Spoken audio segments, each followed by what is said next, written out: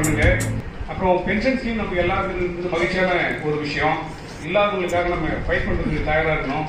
நாம் எஸ் இப்போ வந்து ஏதாவது ஒரு உதவி செய்யற மாதிரி ஏதாவது ஒரு அமைப்பை நம்ம உருவாக்கி, ஏன்னா இப்போ நம்ம ஃபர்ஸ்ட் ரியூனியன் பண்ணும்போது நம்ம கான்டாக்ட் பண்ணிக்கிறதுக்கு சிரமமா இருந்துச்சு. இது ஈஸியாக கான்டாக்ட் பண்ணிக்க வாய்ப்பு இருக்குது. நம்ம எல்லாருமே நிறைய சம்பாதிச்சிருக்கிறோம், எல்லாருமே ப்ராப்பராக இன்வெஸ்ட் பண்ணியிருக்கிறோம். அப்படின்னும் போது இல்லாதவர்களுக்கு உதவி செய்வதற்கான ஏதாவது ஒரு அமைப்பை வந்து நம்ம உருவாக்கி அதை செயல்படுத்தினா சிறப்பாக இருக்கும். ஏன்னா இப்போ இந்த ஃபங்க்ஷன்லாம் ஒரு 2 நாள்லேயே நினைச்சு 2 நாள்லேயே பண்றது அளவுக்கு நம்ம கிட்ட கெப்பாசிட்டி இருக்கு. ஃபாரின்ல இருந்து கனகசபா வந்து இயக்குறாரு, லோக்கல்ல இருந்து முருகன் நல்லா ஒர்க் பண்றாரு. எங்களை கூப்பிட்டா நாங்கள் வந்து ஒர்க் பண்ணுவோம். அதனால இந்த உதவி செய்யக்கூடியதான் இருக்கிறதுலே சிறந்தது.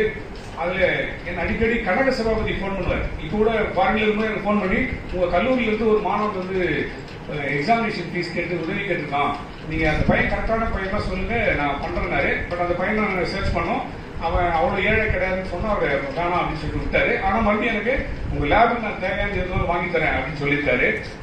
நாம் பெரும்பாலும் இருக்கிற ஏழை பசங்களுக்கு உதவி செய்வதற்கு ஏதாவது ஒரு அமைப்பை உருவாக்குவோமாக அப்படின்னு சொல்லிட்டு வாய்ப்புக்கு நன்றி கூறுகிறார் சார்.